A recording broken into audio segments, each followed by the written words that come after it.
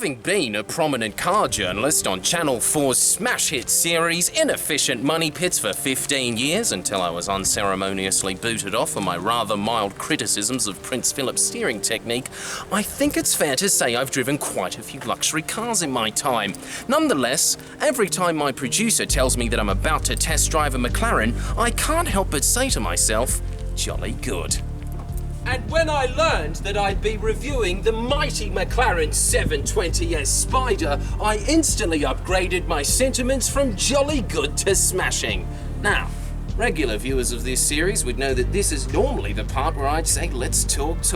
However, when it comes to the brilliant McLaren 720s, she does all the talking for you. Having said that, let's talk!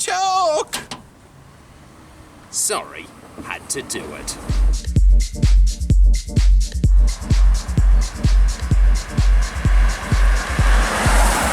The 720s is so sleek, so undeniably cheeky that it was voted by British GQ as the sexiest car in Cornwall.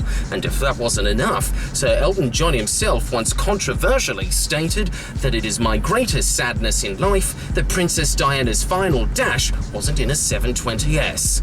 Ooh, racy. And at the risk of being booted off of this show as well, I'll raise the flag at half-mast over Buckingham Palace to that. But how exactly did this mean piece of metal come about? Well, legend has it that Dutch designer Vogue van Volderpek was strolling around his rather lovely Spanish-style villa when he noticed a daddy longlegs tangling up a fly in its web and thought to himself, if only there was a car that could produce as much torque as this voracious predator produces web. And, after driving this naughty sporty number, I think it's safe to say that you will feel exactly how that fly felt. Enraptured. Whoa! Bloody hell! If you enjoy the superior handling of, say, an Audi S8 or a Ford Laser, this fearless arachnid is in such a class of its own that it feels almost criminal putting them in the same category. So I won't. Actually, I feel like I should be let off with a warning for even committing that thought crime. Like this video, if you forgive me. This car certainly would, as it's so intuitive that I caught myself thinking, my God, have the boys at Tesla done it? Have they made a truly driverless car? Then I remembered, oh, no they haven't, and it's me, and aren't I a lucky lad?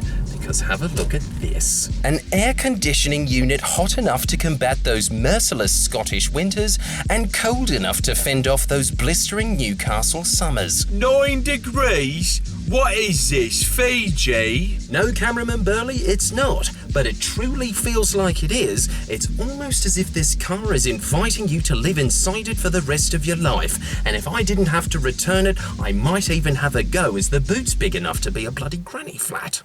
Just the overall feeling of the car, the contours, the Minority Report pod-like shape. And before you ask, yes, it has leather seats, so we got our resident leather seat expert, whose identity must be hidden from the public at all costs, Mysterious Terry, to have a look.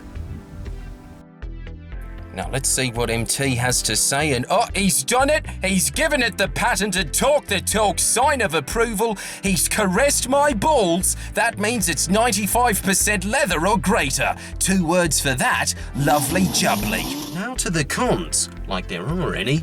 But if you were to press, and I mean really press me, even harder than Mysterious Terry just did, it would be that unlike the Porsche 911 that could fit 7 packets of Monte Carlos in the glove compartment, the McLaren comes equipped with a variety of CDs that seem to have been selected from the early 2000s rock revival era, which, as much as I enjoy the musical stylings of the Strokes, after its 10th play, it can become a tad repetitive. Fortunately, however, if you're willing to splurge an extra £300,000 on the most upgraded model, it then comes equipped with what every man's soul who's purchasing this car is just crying out for, like they're a wounded puffin accidentally harpooned by a Norwegian whale hunter.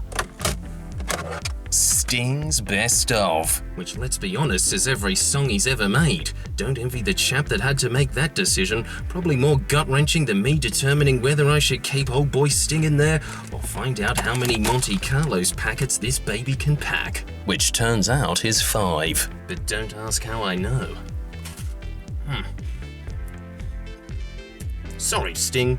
Do hope we're still up for that test track race. Thanks for watching this episode of Talk the Talk. I've been your host, Toto Lancaster, and if you enjoyed today's program, do check out my review of the Pride Jazzy 1450 Power Chair, or click on our exclusive interview with exclusive guest Russell Brand as he tries to beat Sir Michael Parkinson's time of doing the Talk Celebrity Lap in the Pride Jazzy in under 50 minutes and 37 seconds. Subscribe, click the notification bell if you feel so inclined, and of course press the good old like button, as the more engagement we get, the more Monte Carlos we can buy. Bye for now.